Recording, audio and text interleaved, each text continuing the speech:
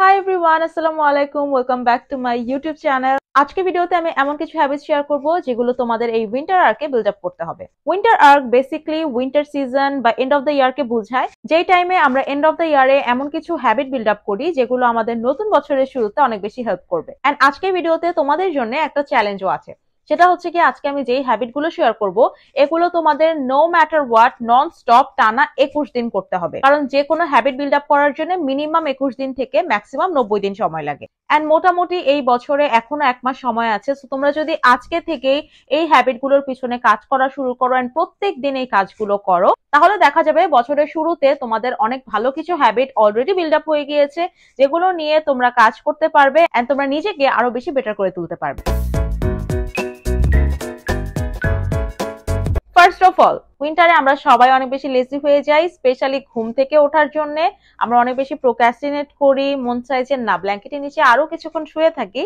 So না, এটা মোটেও করা যাবে না। এন্ড তোমাদের ফার্স্ট যে হ্যাবিট বিল্ড আপ করতে হবে সেটা হচ্ছে গিয়ে প্রত্যেক দিন একটা নির্দিষ্ট টাইমে ঘুম থেকে উঠি। মাঝে মাঝে এরকম হয় না যে আমরা কখনো সকাল 7টায় ঘুম থেকে উঠছি, কখনো 8টায়, কখনো 10টায়। এতে করে না আমাদের ডেইলি কোনো একটা কনসিস্টেন্ট রুটিন মেনটেন করা হয় না। কারণ আমরা ঘুম থেকে এক এক দিন এক এক টাইমে উঠছি, আমাদের মর্নিং রুটিনের কোনো ঠিক থাকে না, আমরা সারাদিন কি কি কাজ করব ওগুলা ঠিক থাকে না। মাঝে মাঝে তাড়াতাড়ি উঠলে আমরা অনেক কাজ করে ফেলি, মাঝে মাঝে দেরিতে ঘুম থেকে উঠে আমরা অনেক কাজ স্কিপ করে ফেলি, কারণ অলরেডি আমাদের অনেকগুলো টাইম ঘুমাতেই পার হয়ে গিয়েছে। তুমি যদি 9টায় ঘুম থেকে উঠো, ইটস ওকে, তুমি প্রত্যেকদিন 9টাতেই ঘুম থেকে উঠো। তুমি যদি 7টায় উঠো, তাহলে ট্রাই করো প্রত্যেকদিন সকাল 7টাতেই ঘুম থেকে উঠো। তোমার ঘুমের যদি একটা নির্দিষ্ট টাইম মেনটেন করা থাকে, তাহলে তুমি সকালবেলা কি কি কাজ করছো ওইটাও তোমার কনসিস্টেন্টলি মেনটেন করা ইজি হবে। অ্যালার্মে একটা টাইম সেট করো 7 ডেজ এর জন্য এন্ড টানা 7 দিন তুমি ওই টাইমে ঘুম থেকে উঠবে। ফার্স্ট 1 উইক যদি তুমি এভাবে মেনটেন করতে পারো, তাহলে পরের 1 উইক এন্ড দেন পরের 1 উইক, এভাবে তোমার অ্যাটলিস্ট 21 ডেজ এই হ্যাবিটটা কনসিস্টেন্টলি মেনটেন করতে হবে। 21 ডেজ পরে দেখবে যে তোমার অটোমেটিকলি ওই টাইমে ঘুম ভেঙে যাচ্ছে। সেকেন্ড যে হ্যাবিট বিল্ড আপ করতে হবে সেটা হচ্ছে গিয়ে স্ট্রেচিং। স্ট্রেচিং অনেক বেশি ইম্পর্টেন্ট আমাদের পশ্চারের জন্য, এনার্জেটিক ফিল করার জন্য। মাঝে মাঝে আমাদের বডি অনেক স্টিফ হয়ে থাকে, আমাদের মুভমেন্ট করতে অনেক বেশি আলসেমি লাগে। তো তুমি যদি লাইট একটা স্ট্রেচিং করো সকালবেলা ঘুম থেকে উঠে 10 মিনিট, তাহলে দেখবে যে ইজিলি তুমি অনেক বেশি ফ্লেক্সিবল এন্ড এনার্জেটিক ফিল করছো, তোমার বডি স্টিফ হয়ে আছে না, তুমি লেথার্জিক ফিল করছো না। সো ট্রাই করো ঘুম থেকে উঠেই বা দিনের যে কোনো টাইমে অ্যাটলিস্ট 10 to 20 মিনিটস একটা লাইট স্ট্রেচিং এক্সারসাইজ করার। ইউটিউবে অনেক স্ট্রেচিং এক্সারসাইজ আছে, যারা রেগুলার ওয়ার্কআউট করো তারা ওয়ার্কআউটের আগে 10-15 মিনিট স্ট্রেচিং করতে পারো বা ওয়ার্কআউটের পরে। এন্ড যারা ওয়ার্কআউট করছো না, ট্রাই করো স্ট্রেচিং দিয়ে শুরু করার, কারণ এটা তোমার বডিতে অনেক বেশি প্রেসার ফেলে না, তোমার অনেক বেশি জাম্প বা এরকম কিছুই করতে হয় না। তুমি জাস্ট নর্মালি 10 to 15 মিনিটস একটা লাইট স্ট্রেচিং এক্সারসাইজ করছো। এন্ড এটা যখন তোমার আস্তে আস্তে হ্যাবিট হয়ে যায়, তখন দেখবে যে ওয়ার্কআউট করাটাও তোমার জন্য ইজি হয়ে যাচ্ছে, কারণ তুমি তোমার বডি মুভ করানো শুরু করেছো। এন্ড যারা লং টাইম একই পজিশনে ডেস্কে বসে কাজ করো, তাদের জন্য স্ট্রেচিং এক্সারসাইজ মেনটেন করা খুবই ইম্পর্টেন্ট। এটা আমাদের বডির ব্লাড সার্কুলেশন ইমপ্রুভ করে, আমাদেরকে আরো বেশি এনার্জেটিক ফিল করায় এন্ড আমাদের যে কোনো মুভমেন্ট করা অনেক বেশি ইজি হয়ে যায়। নেক্সট হচ্ছে গিয়ে রিড ফর 10 মিনিটস।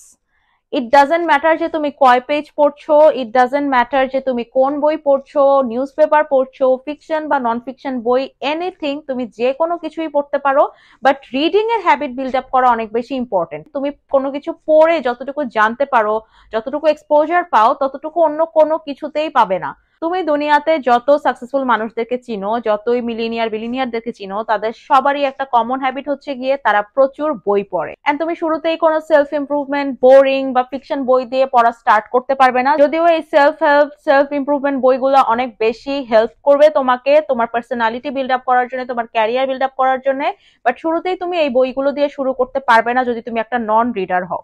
সো একজন রেগুলার রিডার হওয়ার জন্য এন্ড বই পড়ার হ্যাবিটটা বিল্ড আপ করার জন্য তোমার আজকে থেকে প্রত্যেক দিন অ্যাটলিস্ট 10 মিনিট পড়তে হবে। তুমি 1 পেজ পড়ো, 2 পেজ পড়ো, যাই পড়ো না কেন, 10 মিনিটের একটা টাইমার সেট করো এন্ড সেই 10 মিনিট তুমি যে কোনো একটা কিছু পড়ো, মনোযোগ দিয়ে পড়ো। তাহলে দেখবে এরপর থেকে তোমারই রিডিং এর প্রতি একটা ইন্টারেস্ট ক্রিয়েট হচ্ছে, আর এরপরে তুমি কোনো সেলফ হেল্প, সেলফ ইমপ্রুভমেন্ট বা ক্যারিয়ার রিলেটেড যে কোনো একটা হেভি বইও পড়ে ফেলতে পারবে। নেক্সট হচ্ছে গিয়ে write a to do list. আমি মনে হয় লাস্ট 1-2 বছর ধরে এই কথা বলে আসছি, আমি আমার ব্লগেও দেখাই যে আমি প্রত্যেকদিন টু ডু লিস্ট বানাই, আমি টু ডু লিস্ট মেনটেন করি। এন্ড আমার এত কন্টেন্ট দেখেও যদি তোমরা এখন পর্যন্ত টু ডু লিস্ট বানানো না শুরু করে থাকো, দেন দিস ইজ ইউর টাইম। এখন থেকেই শুরু করো, আজকে থেকেই শুরু করো একটা টু ডু লিস্ট বানানোর। এই আজকে থেকে যদি তুমি একটা টু ডু লিস্ট বানাও না এই বছরের শেষ পর্যন্ত, তাহলে দেখবে বছরের শুরু থেকেও তোমার একটা টু ডু লিস্ট মেনটেন করার হ্যাবিট হয়ে গিয়েছে। And to do list maintain করে তুমি অনেক অনেক বেশি প্রোডাক্টিভ থাকতে পারবে। টু ডু লিস্ট বানাবে তুমি তোমার প্রায়োরিটি বেসিসে, কোন কাজগুলো তোমার বেশি প্রায়োরিটি এন্ড কোন কাজগুলো তুমি কতটুকু টাইম ফ্রেমের মধ্যে করবে, কয়টা থেকে কয়টা পর্যন্ত কোন কাজটা তোমার শেষ করতে হবে, এই সব কিছু মেনটেন করে যখন তুমি task by task to do লিস্টে অ্যাড করবে, তখন দেখবে যে ওই টাস্কগুলো অ্যাচিভ করা তোমার জন্য অনেক বেশি ইজি হয়ে যাচ্ছে। তুমি স্টুডেন্ট হও, জব হোল্ডার হও, তোমার প্রফেশন যেটাই হোক না কেন, ট্রাস্ট মি, তুমি জাস্ট শুরু করো টু ডু লিস্ট বানানো। এরপরে তুমি দেখবে যে তোমার প্রোডাক্টিভিটি এখান থেকে এখানে চলে যাবে ইজিলি। নেক্সট হচ্ছে গিয়ে গ্র্যাটিটিউড লেখা। প্রত্যেক দিন অ্যাটলিস্ট 3টা জিনিস লিখবে যেগুলোর জন্য তুমি গ্রেটফুল। আমি আজকে ফ্রেন্ডের সাথে হ্যাং আউটে গিয়েছিলাম, অনেক ফান করেছি। আজকে আমি 8 ঘন্টার ঘুম কমপ্লিট করেছি। আজকে আমি 2-3 লিটার পানি খেতে পেরেছি। আজকে আমি 1 ঘন্টার এক্সারসাইজ কমপ্লিট করতে পেরেছি।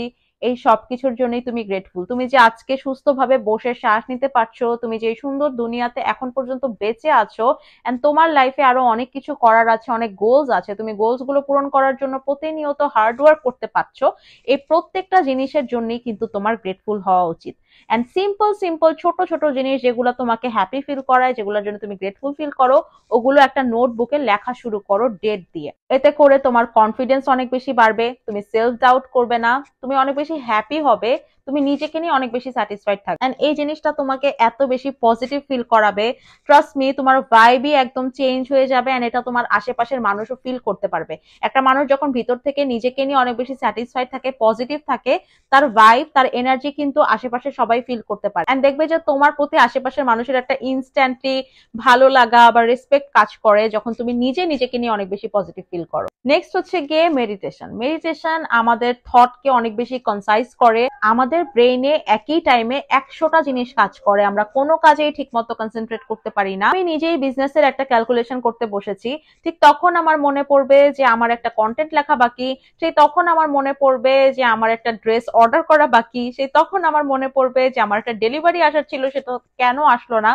মানে একটা কাজ করতে গিয়ে কনস্ট্যান্টলি অন্যান্য অনেক কাজ মাথায় চলে আসা, এই জিনিসটা কিন্তু আজকাল অনেক বড় একটা প্রবলেম। আমাদের অ্যাটেনশন স্প্যান অনেক কমে গিয়েছে, আমরা কোনো কাজে কনসেন্ট্রেট করতে পারি না, লং টাইমের জন্য কোনো কাজে ফোকাস রাখতে পারি না। এই সব কিছুর জন্য তুমি যদি একটু মেডিটেশন প্র্যাকটিস করো ডেইলি, মেডিটেশন কোনো বিগ ডিলই না, জাস্ট 10 মিনিট শান্ত চুপচাপ কোনো জায়গায় বসে তুমি তোমার থট গুলোকে প্রসেস করো। এন্ড এভাবে মেডিটেট করলে দেখবে যে আস্তে আস্তে তুমি নিজের ভিতরে অনেক বেশি পিস ফিল করছো, অনেক পজিটিভ ফিল করছো, তোমার মধ্যে সেই অস্থিরতাটা কাজ করছে না, তুমি অনেক বেশি কাম এন্ড পিস ফিল করবে যদি তুমি রেগুলার মেডিটেশন প্র্যাকটিস করো।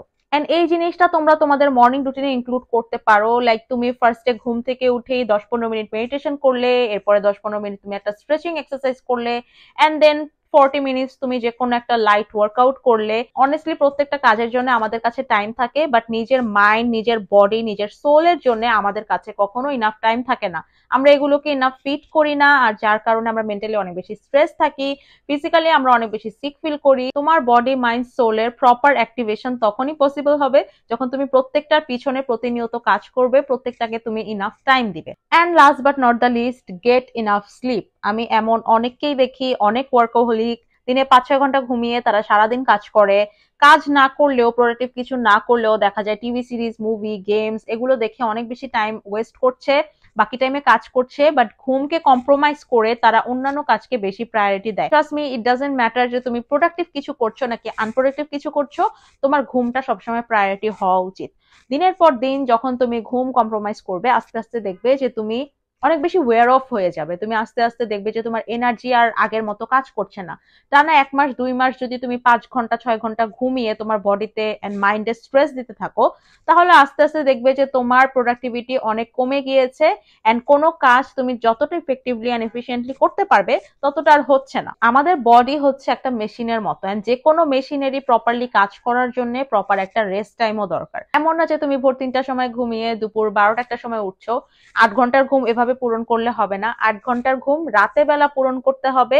11টা 12টার মধ্যে ঘুমিয়ে যাও এন্ড সকালবেলা 7টা 8টার মধ্যে ঘুম থেকে উঠে যাও। তোমার ঘুমটা কোয়ালিটিফুল হওয়া উচিত। ঘুমের অ্যাটলিস্ট 1 ঘন্টা আগে স্ক্রিন টাইম বন্ধ করে দাও। ঘুমের আগে তুমি বই পড়তে পারো, জার্নালিং করতে পারো, কারণ স্ক্রিনের যে রেডিয়েশনটা, যে লাইটটা, সেটা আমাদের ব্রেনে অনেকক্ষণ পর্যন্ত থাকে, যার কারণে আমাদের ঘুমটা কোয়ালিটিফুল হয় না। সো ট্রাই করো ঘুমের অ্যাটলিস্ট 1 ঘন্টা আগে সবকিছু ওয়াইন্ড অফ করার, ঘুমের জন্য একটা প্রপার এনভায়রনমেন্ট ক্রিয়েট করার, এন্ড দেন অ্যালার্ম সেট করে অ্যাটলিস্ট 7 থেকে 8 ঘন্টা ঘুমানোর। আজকে আমি 8টা হ্যাবিট শেয়ার করলাম যেগুলো তোমাদের এই উইন্টার আর্কে বিল্ড আপ করতে হবে। এন্ড অলসো তোমাদেরকে চ্যালেঞ্জ দিয়েছি যে এই 8টা হ্যাবিট তোমাদের কালকে থেকেই টানা 21 দিন প্র্যাকটিস করতে হবে। এই বছরে যতদিন টাইম আছে ততদিন যদি তোমরা এই 8টা হ্যাবিট প্র্যাকটিস করো, তাহলে দেখবে যে বছরের শুরুতে তুমি একটা কমপ্লিটলি নতুন পার্সন হিসেবে তৈরি হবে। অ্যাটলিস্ট এখান থেকে pick your favourite 3 or 4 habits and then ওগুলো প্র্যাকটিস করো consistently. And yeah, that was it for today's video.